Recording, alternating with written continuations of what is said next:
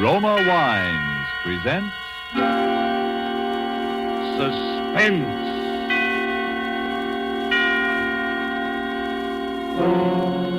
Roma Wines, made in California for enjoyment throughout the world. Salud. Your health, senor. Roma Wines toast the world. The wine for your table is Roma Wine, made in California for enjoyment throughout the world. The Roma Wine Company of Fresno, California welcomes you again to this weekly half hour of Suspense. Tonight from Hollywood, Roma Wines bring you as stars Miss Ida Lupino, currently being seen in Warner Brothers In Our Time, and Mr. Vincent Price of 20th Century Fox, soon to be seen in the Darrell F. Zanuck production Wilson. For the appearance of these two distinguished screen personalities, Lucille Fletcher has written a suspense play that deals with brooding anxiety and sharpening suspicion, played against the severe and forbidding background of the late Victorian era. And so, with Fugue in C minor, and with the performances of Ida Lupino and Vincent Price, we again hope to keep you in suspense.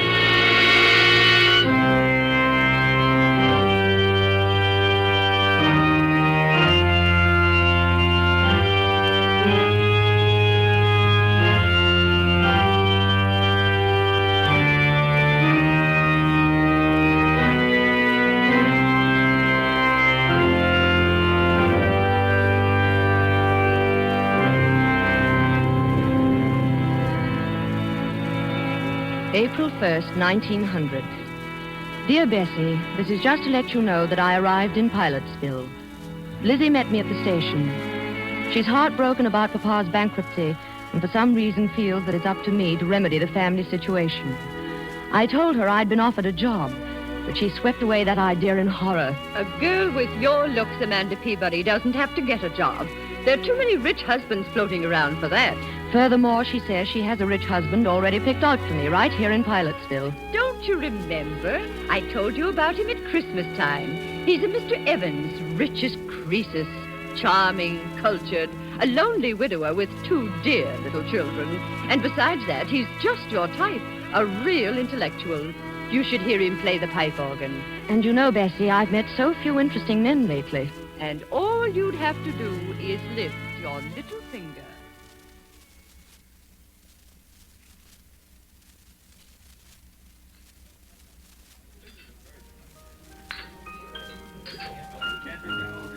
Mr. Evans. Oh, good evening, Mrs. Chumley. How delightful to see you here. I'd like you to meet my sister. Mr. Evans, my sister, Amanda Peabody. Delighted, I'm sure. It's a lovely party, Mr. Evans. Thank you, Miss Peabody.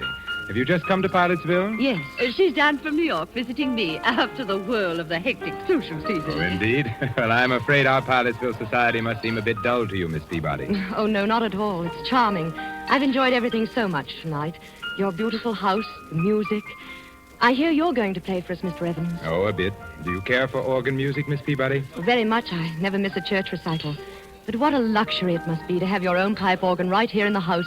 I'm afraid I couldn't do without it. It's my hobby, you know. Bach, Buxtehude, César Franck. Don't you adore their work? Oh, Amanda's very musical. You should hear her render The Burning of Rome. Yes. And the delightful thing, of course, about having a pipe organ in the house is that it's everywhere.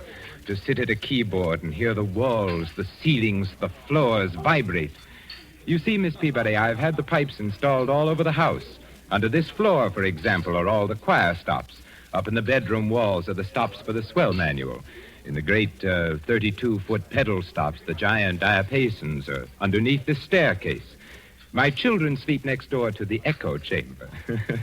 So, you see, we live like angels here in a paradise of music. How thrilling. Now, ladies, come upstairs to the second floor landing, won't you? And I'll show you the console. It was made for me in Vienna.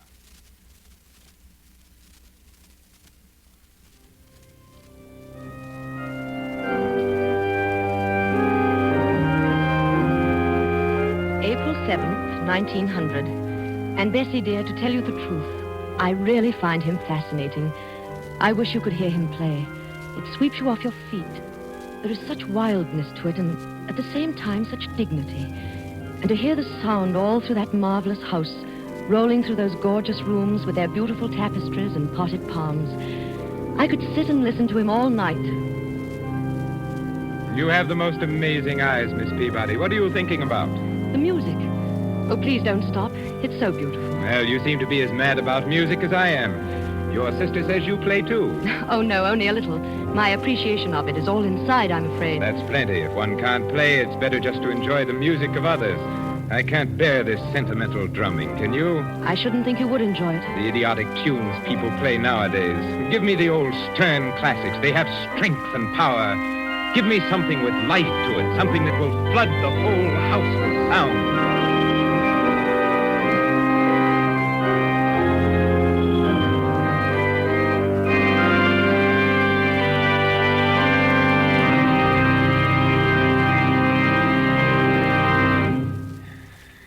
Marvelous. You're a very unusual girl, Miss Peabody. Quite unlike the run of girls down here at Pilotsville. Yes, in what way? Oh, it's rather hard to explain. Some more tea, Amanda? No, thank you. A muffin? No, thank you. You have an excellent cook, Mr. Evans. Please call me Theodore. You know you promised. Theodore. Amanda. And your house is beautifully run, too. You must have an excellent housekeeper. Everything always looks so charming and quiet.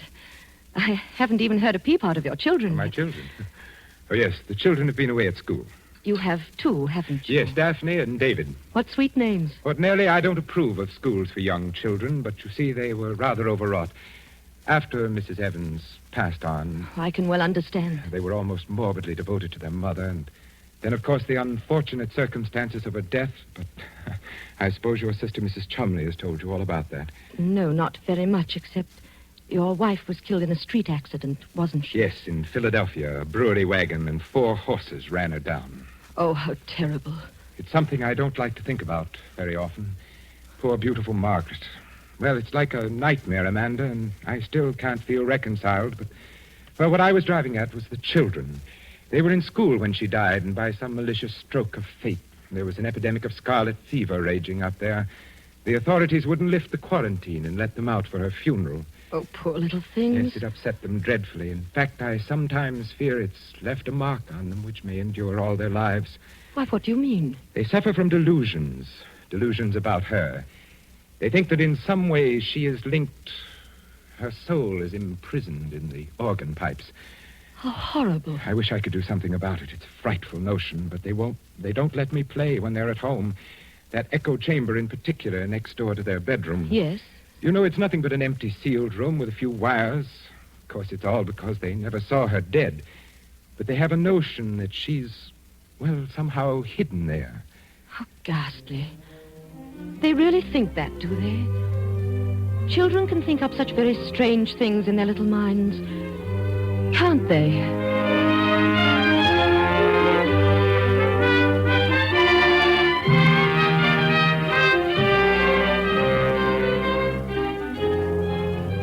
Tonight for Suspense, Roma Wines are bringing you as stars Miss Ida Lupino and Mr. Vincent Price, whom you have heard in the prologue to Fugue in C minor. Tonight's tale of suspense.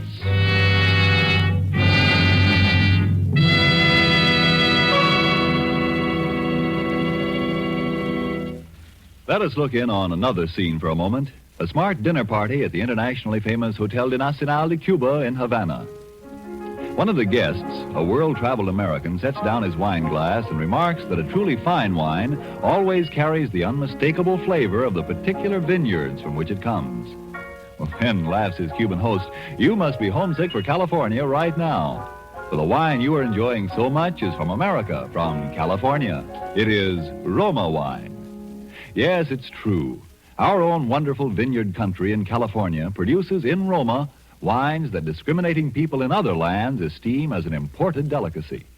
Yet you here at home can enjoy these distinguished Roma wines for mere pennies a glassful. You pay none of the expensive overseas shipping charges and duties. Daily with your meals or when entertaining or any time, you can delight yourself with the wonderful flavor that comes from age-old wine-making traditions perfected by modern quality controls and tests. Yes, only pennies a glassful for a treat you are certain to enjoy. For remember, Roma wines are America's largest selling wines. Roma, made in California for enjoyment throughout the world. And now it is with pleasure that we bring back to our sound stage Ida Lupino as Amanda Peabody and Vincent Price as Theodore Evans in Fugue in C minor. A tale well calculated to keep you in suspense.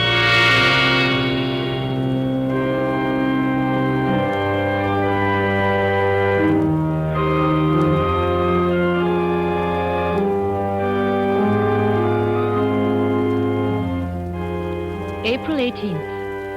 I met the children today, Bessie, for the first time. It was a shock. They're strange little creatures, utterly unlike their father. The girl is about 11 and the boy 8. They were both dressed in deep mourning. Their large gray eyes seemed strained with terror. They listened and trembled at every sound. This is Miss Peabody, children. She's a very good friend of mine. Now, I want you both to shake hands with her. Oh, come now, Daphne. You can at least tell Miss Peabody how old you are. Oh, no, please don't press her. I know when I was a little girl, I hated people to talk about my age. I'd much rather hear about school. We're not going back there, no matter what anybody says. David. That's all right. Then you didn't like school? No, and Mommy didn't like it either. She cried when we went away. Oh, but your Mama wanted you to be educated, didn't she? She wanted you to grow up and be intelligent people, didn't she? Well, didn't she, Daphne? Who are you? You may call me Aunt Amanda. I'm a friend of your Papa's. Do you know where my Mama is? Your Mama? Well, your Mama's in heaven, dear. No, she's not. Then where is she, dear? Please don't start them off, Amanda. It's too upsetting. Come along, children. Now we're going to have a little music, like old times. You remember when your mother was alive?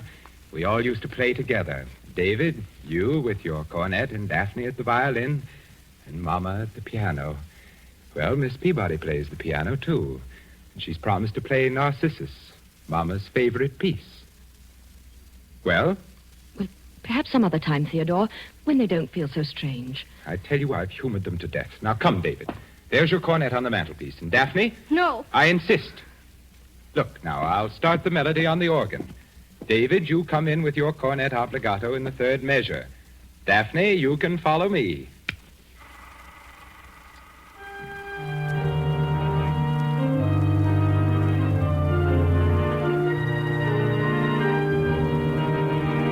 What's that? Come along, children. What's that note? That note making that funny noise. What note? Oh, you mean that? Oh, that's just a cipher. A wire must have stuck somewhere. One of the pipe valves. It's Mama. That's where Mama is. She's calling for us. Now, don't be silly. I'll just hit the key a few times and it'll stop. You've heard these ciphers before, haven't you, Miss Peabody? Well, I don't know much about pipe organs. It's a common technical occurrence, but very annoying, of course. What is she doing in there? Why doesn't it stop? That's where she is. She's in the pipe and she can't get out. Daphne, stop that nonsense. Oh, hush, dear. Your Papa will fix it. No, he won't. He can't. She won't let him because he killed her. Daphne, what did you say? Oh, she didn't mean it, I'm sure. The poor little thing's hysterical. We should never have tried to persuade them. Oh, Amanda. Just because they never looked upon her face, because they never saw her lying there in the coffin. Hush, hush. My own children believe that I am a murderer. Theodore, you're making them both sick. As though I who loved their mother so much, who was so devoted for 12 years. Do I look like a murderer, Amanda? Do I? No. There it is again. It's Mama. It's Mama. Shh, dear. I'll take them upstairs for you, Theodore, while you try and fix it.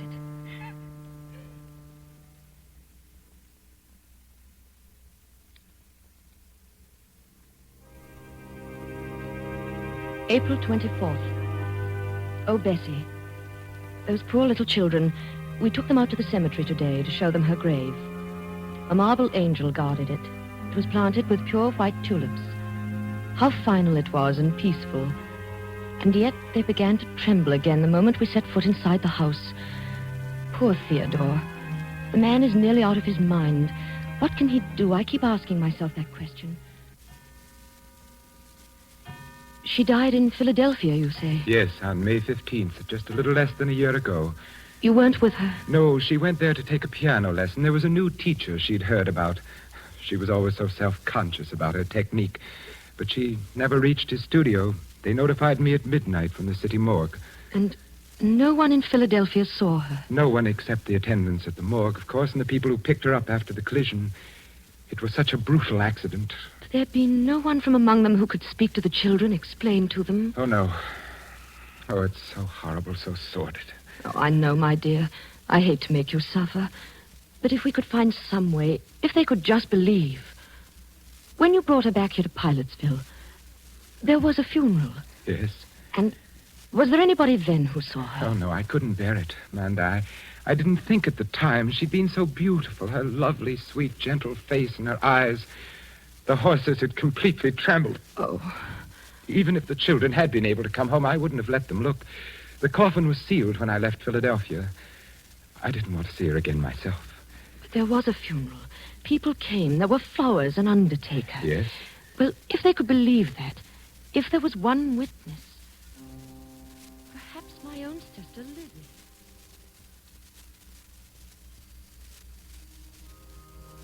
Funeral, Amanda? Of course there was a funeral. The finest funeral in town. A snow-white hearse and 25 coaches. Everybody sent flowers. The casket wasn't open, but I've been to lots of funerals where they don't open the casket. And from what I understand, she was pretty badly mangled. But it was a beautiful funeral. Mr. Evans played the organ himself, the finest selections, all the sweet old pieces his wife liked. There was Narcissus and Mighty Like a Rose and Goodbye Forever.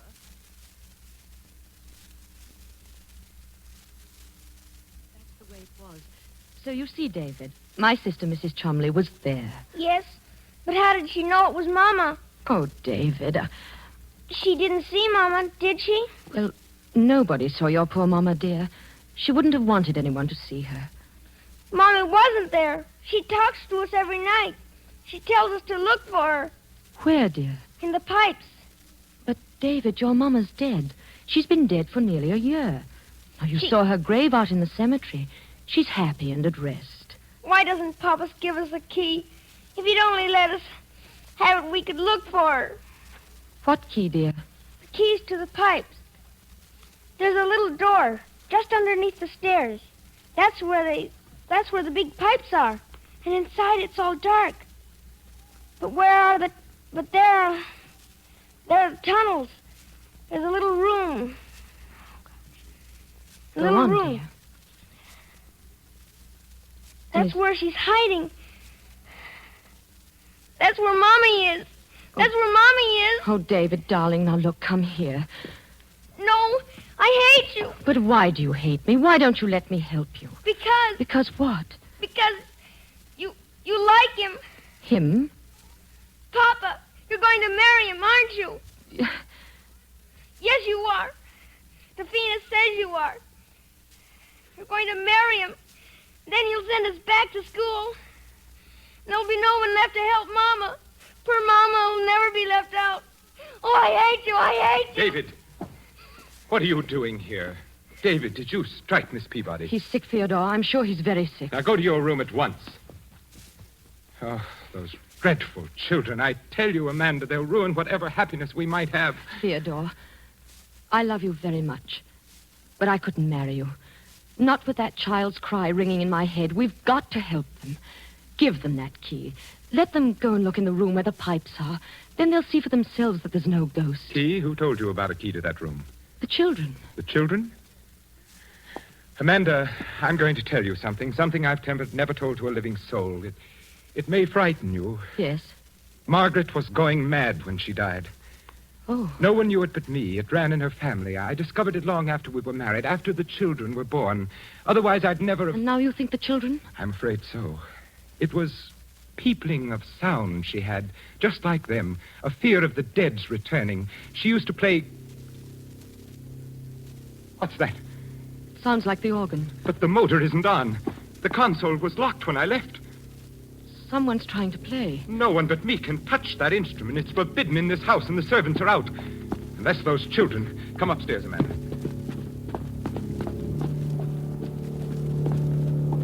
Theodore. Why, there's no one here. No one at the keyboard. The organ's playing itself. That's impossible. The motor's not going. The motor? Yes, it sets the bellows going. There's no air in the pipes unless it's on. No air to make the pipes speak. It's impossible, I tell you. Perhaps the children found the key and got in. Key? No. The key's here in my pocket. There's no other way in. No. Theodore, open that door. Go in there and see what's happening, please. No. Theodore. I won't give in. I won't be a prey to it. Do you hear? I won't. I won't. Here. It's stopped now. Yes. It was probably nothing but the wind. Theodore, give me the key. I'm not afraid. Are you saying that I am? I don't know. But I'll be fair with you, Theodore.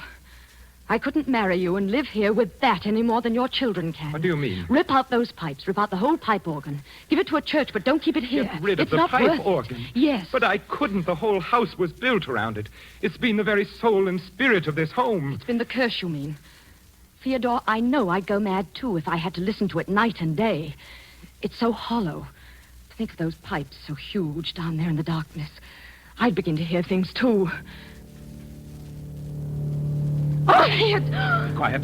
Be quiet. Come outside. We'll take a walk. No, give me the key. Give me the key. You're hysterical, Amanda. I'm sorry I've overburdened you. Why don't you want to go in there? Is it because you know something? You did something? What do you mean? Did you kill her? Amanda. Very well, Amanda. Here's the key. If that's the way you trust me, we'll go down and look around together. Come now, Amanda. I'm sorry, Theodore. It slipped out. It was a dreadful thing to say. It's all right, I understand. Yet it hurts a little. I've trusted you so completely, Amanda. Theodore. Yes, Amanda? Let's not go in there. I do trust you, darling. I believe everything you've told me. No. This little key. To think it should mean so much.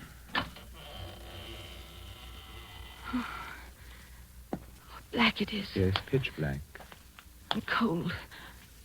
Where are the pipes? I can't see them. Come in further, Amanda. You'll see them as soon as your eyes grow accustomed to the darkness. The biggest pipes packed this well under the great staircase like giants. Oh, yes, I'm beginning to see them now. Shouldn't we go and get a candle? Oh, no. Go in a little further. Be careful. The floor's a maze of wires. Now stand there for a second. Theodore, don't leave me. I won't be long. I thought you said you weren't afraid. No, I'm not only... Where are you going? Just upstairs to play for you. Theodore. I'd like you to hear how the music sounds in the darkness. It's quite an experience being so close to the pipes. You know, narrow, suffocating, especially when I play the great Passacaglia and Fugue of Bach. Oh, Theodore, please. I don't want to stay Perhaps here. one of the Rheinberger symphonies or the great chorales of César Franck. Margaret, of course, preferred Narcissus. Margaret. You're very gullible, Amanda. Then you did kill her. You killed her in this room. And you're going to kill me. Yes, simple, isn't it? But why? I don't Why? know. One gets tired every now and then of mere music. Sometimes the classics demand competition. A scream, for example. There's something so exciting about pulling out all the stops and drowning out all human sound. Have you ever tried to match your voice, Miss Peabody, against the thunderous voice of Bach? It's most effective. And then when the struggle gets weaker, when the air is almost gone and you choke and gasp for breath, to bring the music down softer, softer. Theodore, you're mad. You're mad. Come, Amanda. Would you deny me that pleasure? No. I Help! promise you the concert Help! won't be too long. It takes about 8 hours before the air gives out. But you know, I could play for days. And don't worry about the children. I think you've convinced them about the ghost. What's that? Theodore. Someone shut the door. It's locked and the key's outside. Who's there? Let me out! Let me out! Theodore. Get away from me. Let me out, do you hear? Let me out! Let me out! I can't breathe! I'm suffocating. It's so dark I can't breathe. Let me out, please! Please! I can't breathe. I can't... No, don't. I can't. Let me out. I can't breathe.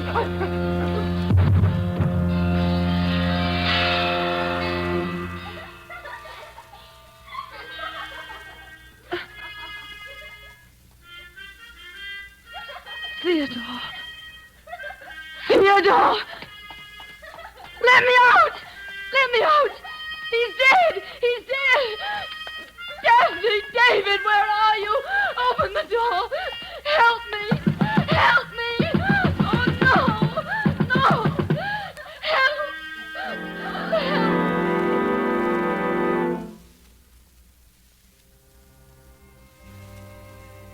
1st, 1900. I shall be coming home in a few days, Bessie. I still can't sleep at night. I still hear that laughter. Still hear that cornet playing its unearthly music. And Theodore Evans once more lies dead at my feet. It was his heart, Bessie. He died of fright. In those few moments, he anticipated the hideous fate he had meted out to so many. And I might have died there if he had not gone so quickly. For the children hated me. They wanted to kill us both. Those terrible, pathetic children. What horrors they must have sensed in that charnel house. There were other women beside his wife. The police found them all buried and stuffed away into unused parts of the pipe organ. Bessie, I was in that pipe room alone with him for 4 hours before that door creaked open. There they stood, and I shall never forget their faces or the things they said. All right, Miss Peabody. You can come out now if you're really sorry. I'm sorry. Are you sure he's quite dead? Yes, he's dead. We were right all the time, weren't we, Miss Peabody? Yes, you were right. Now, will you come and help us find Mama?